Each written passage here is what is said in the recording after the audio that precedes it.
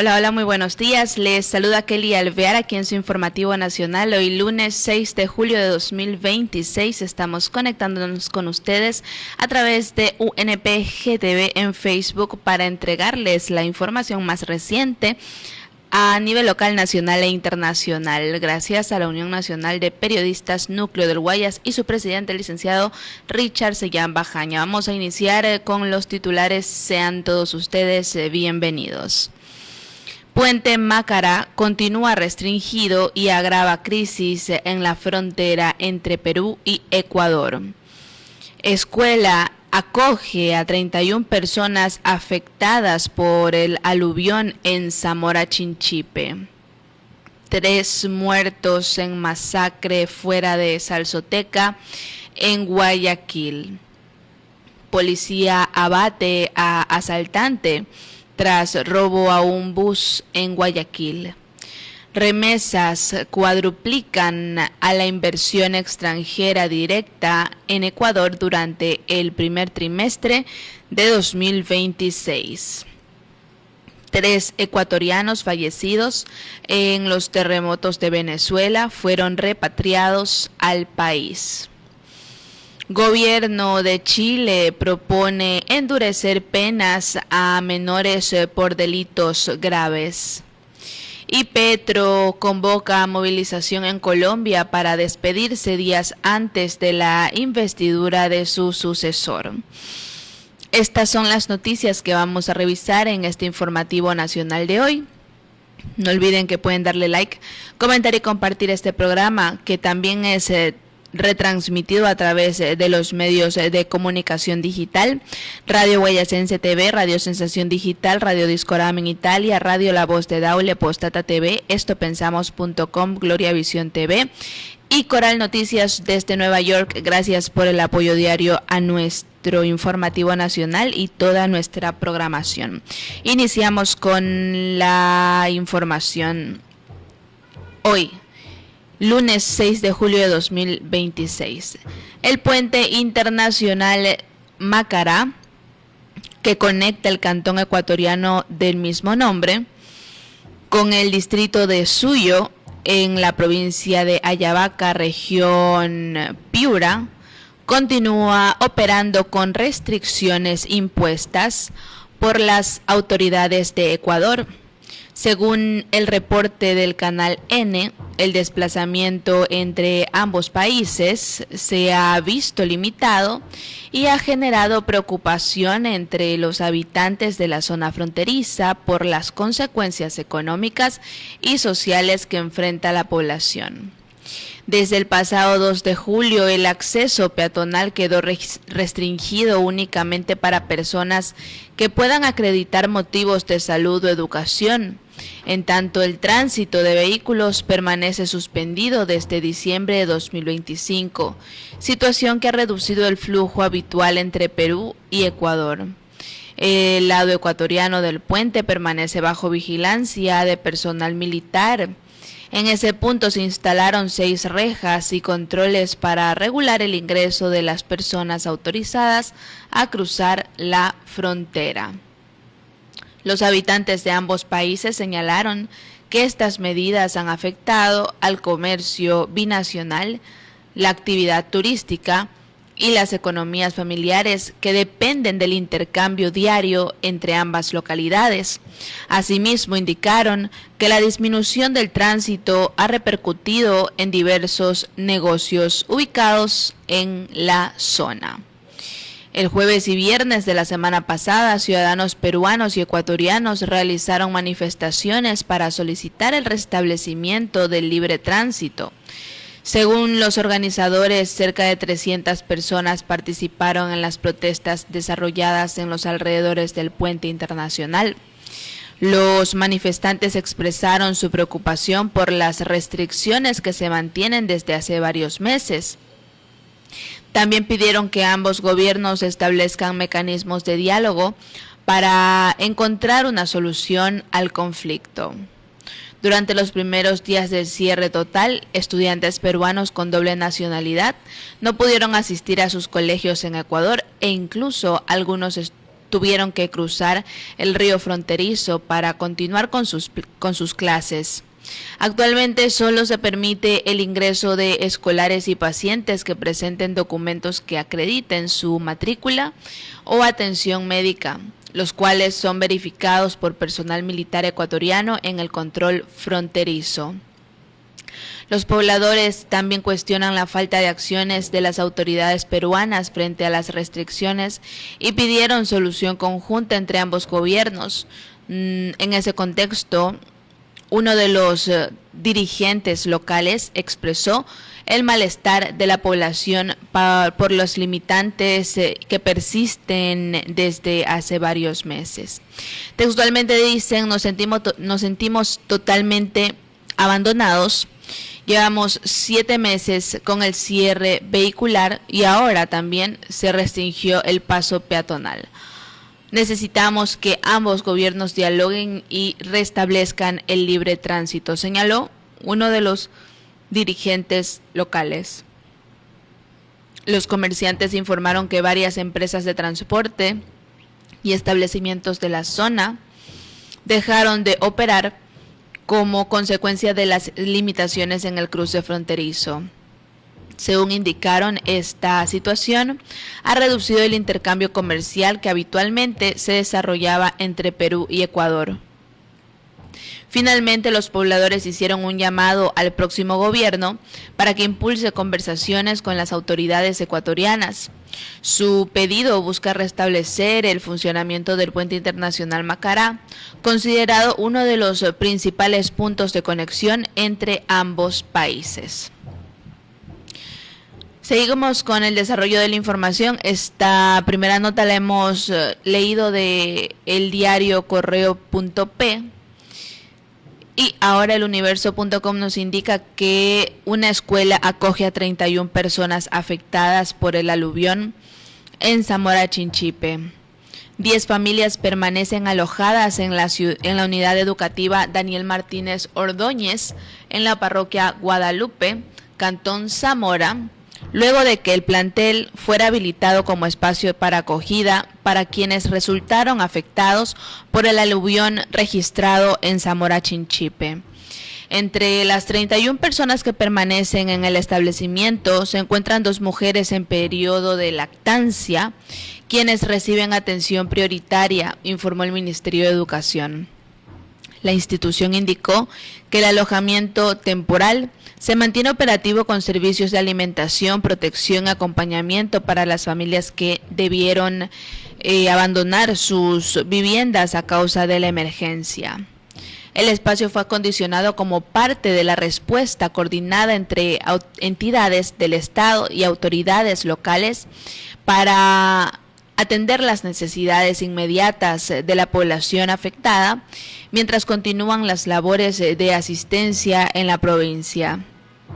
Según el Ministerio, el alojamiento funciona al 100% de su capacidad operativa y cuenta con monitoreo permanente para garantizar la prestación de los servicios básicos y el seguimiento a las personas que permanecen en el lugar. Seguimos con el desarrollo de la información aquí en su informativo nacional. No olviden que pueden darle like, comentar y compartir este programa que llega a ustedes a través del canal de la Unión Nacional de Periodistas Núcleo del Guayas, UNPGTV, en Facebook. 3 muertos en masacre fuera de una salsoteca en Guayaquil. Elcomercio.com nos indica la información. Un tiroteo en Guayaquil resultó en la muerte de 3 personas y dejó a 2 heridas tras un ataque armado en una salsoteca. Este lamentable incidente ocurrió el domingo 5 de julio de 2026 a las 2 horas de la madrugada en las calles 26 y Portete, ubicadas en el suburbio de la ciudad. Entre las víctimas fatales se encontraba una menor de tan solo 16 años. Según información proporcionada por la policía, varios sujetos armados llegaron al lugar y abrieron fuego de manera indiscriminada contra las personas que se encontraban dentro del establecimiento nocturno y sus alrededores. Testigos del ataque relataron una escena aterradora con familiares gritando desconsoladamente al ver los cuerpos esparcidos en diferentes áreas. Uno de los cuerpos se halló en las afueras del local, otro en el parterre de la avenida y una tercera víctima fue encontrada en la zona de la barra.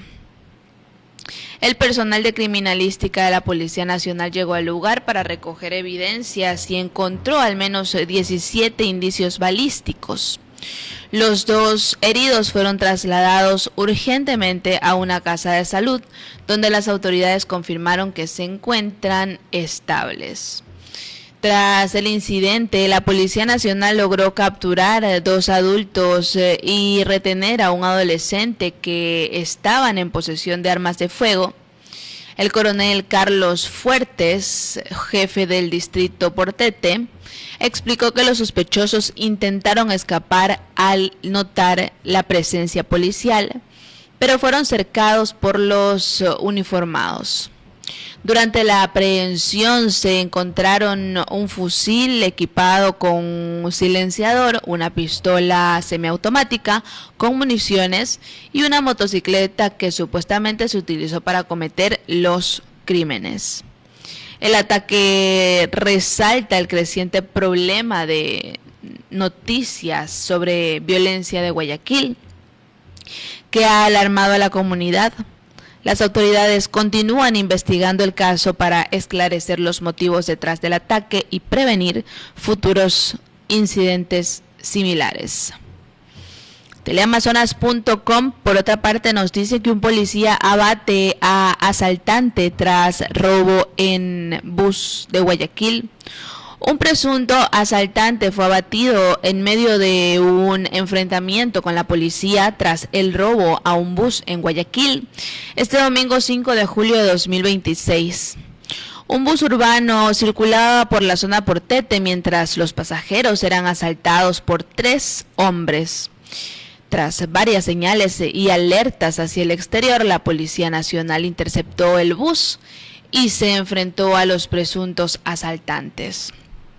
El hecho se registró aproximadamente a las 19 horas en las calles 27 y Capitán Nájera, en un bus de la línea de transporte número 98. Según Carlos Fuentes, jefe de policía del distrito Portete, uno de los asaltantes intentó atacar con un arma a uno de los uniformados. Incluso Fuentes señaló que el hombre realizó varios disparos contra el policía y se produjo un enfrentamiento. El hombre murió en el cruce de balas, aunque fue trasladado a una casa de salud. Allí solo se confirmó su muerte. Fuentes señaló que el occiso registraba 3 antecedentes penales por asalto y robo y tenencia y porte de armas.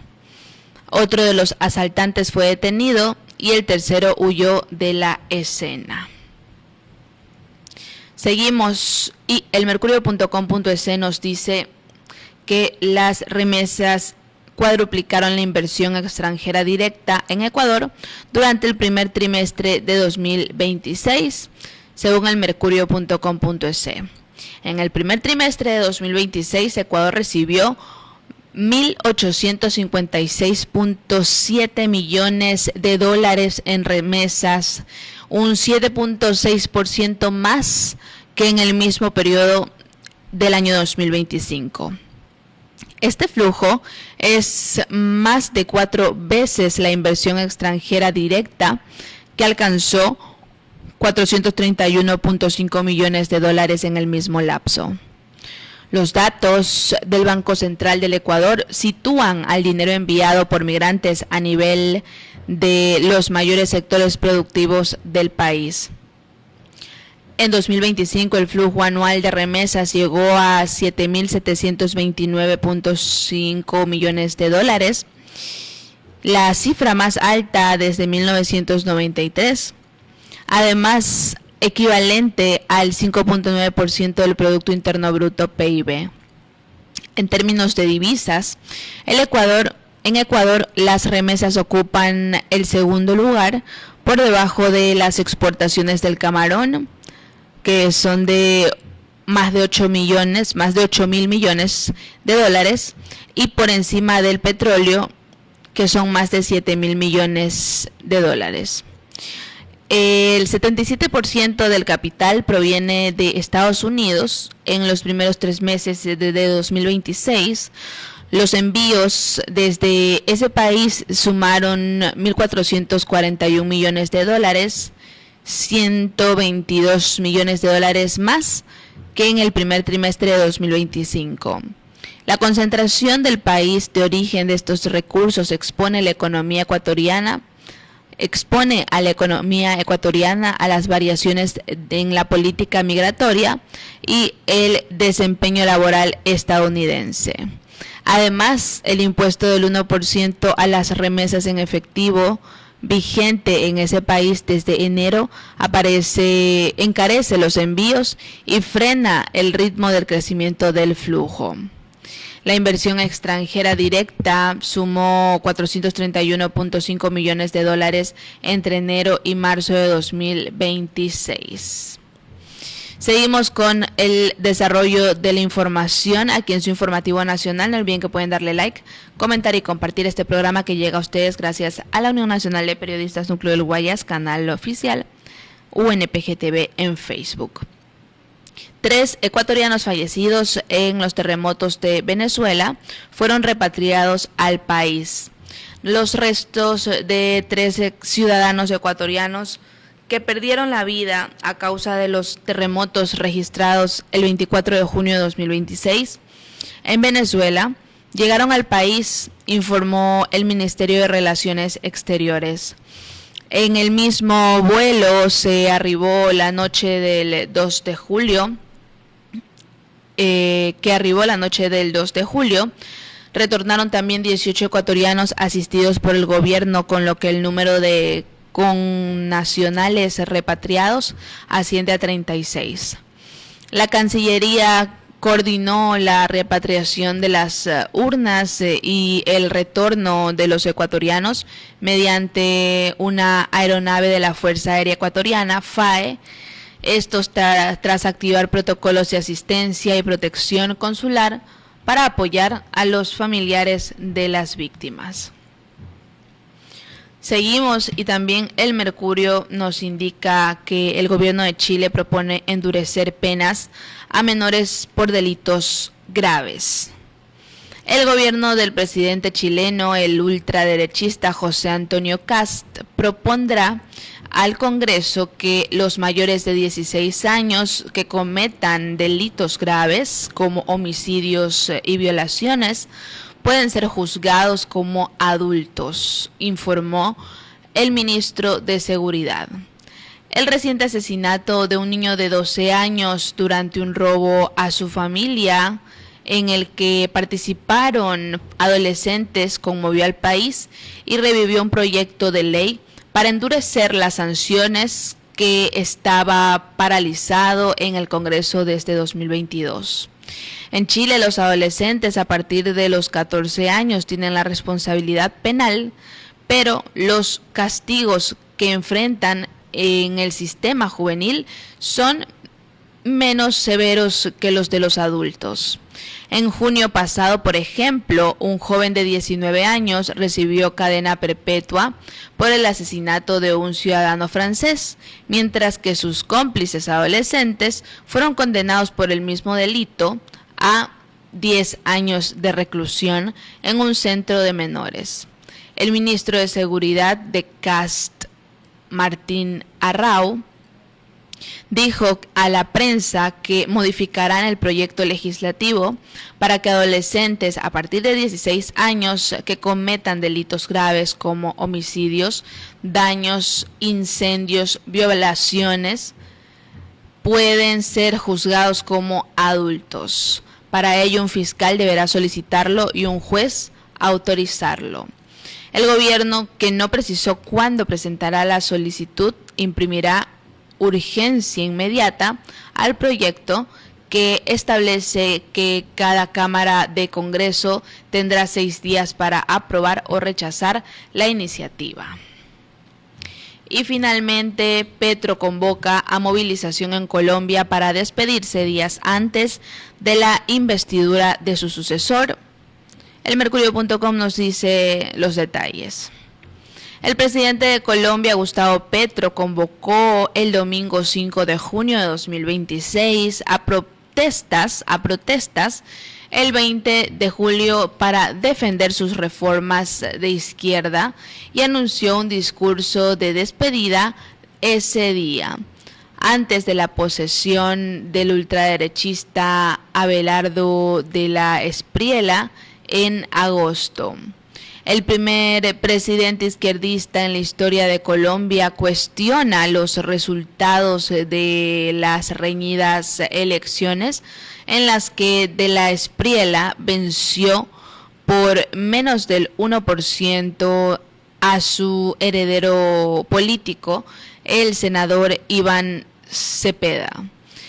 Textualmente dijo: los invito este 20 de julio a acompañar a la fuerza pública y después de su desfile a escuchar mi despedida como jefe de Estado de Colombia.